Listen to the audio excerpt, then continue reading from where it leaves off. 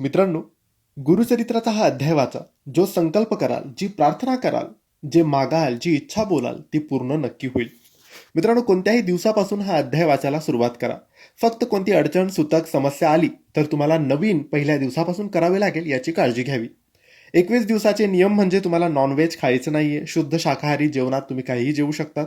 बाकी कोणतेही नियम नाही, व्यसन करू नका. रोज सकाळी अंघोळ करून जेव्हा आपण शुद्ध असतो तेव्हा हा अध्याय वाचायचा आहे.